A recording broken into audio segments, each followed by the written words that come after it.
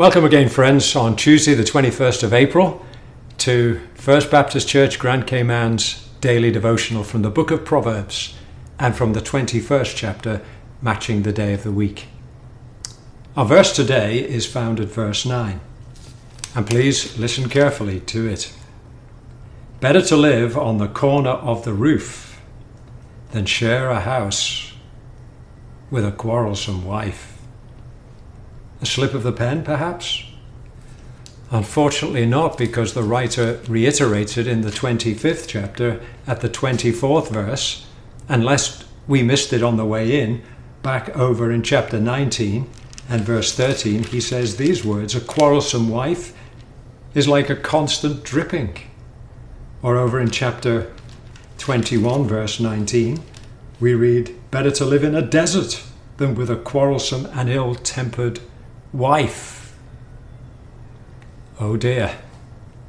So does this give the game away on male chauvinism and men being somehow or other superior to women, and women should know their place, and if there's any problems in the home, it must be the wife's fault because she's quarrelsome, as these verses say? Of course, this is the great danger of always taking a text out of context and making a pretext for a proof text. You see, the very next verse, for instance, in chapter 19, where we read that a quarrelsome wife is like a constant dripping, says, "A prudent wife is from the Lord." And right back in chapter 5, we're told that a husband is to always be captivated by the love of his wife. In fact, if you read on in the book of Proverbs, you find there's some wonderful women who walk onto the stage.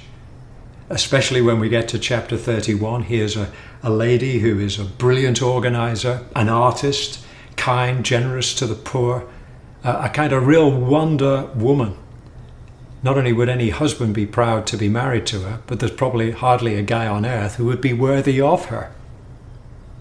So before we think that the writer of Proverbs has got it down on quarrelsome women, we also need to hear the other side of the coin, the text within its context.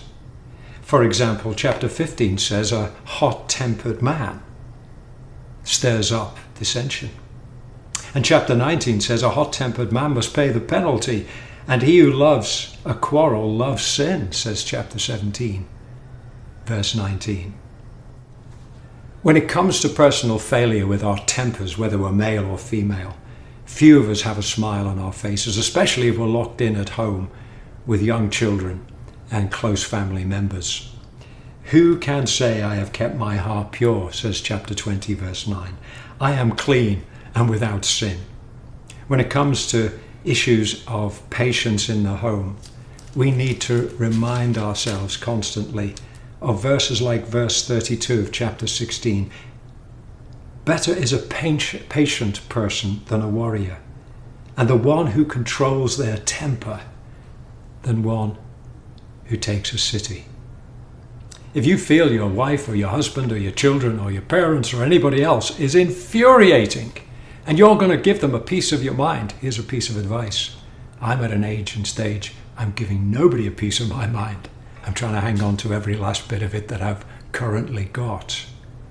And don't forget, when against the Son of God there was anger and bitterness and quarreling and death, did he respond with fiery darts of words, being the very living word of God? He prayed, "Father, forgive them. They know not what they do." May God help us today in the home or wherever we are to be patient and to seal our lips and ask for grace for Christ to shine through us. God bless you today.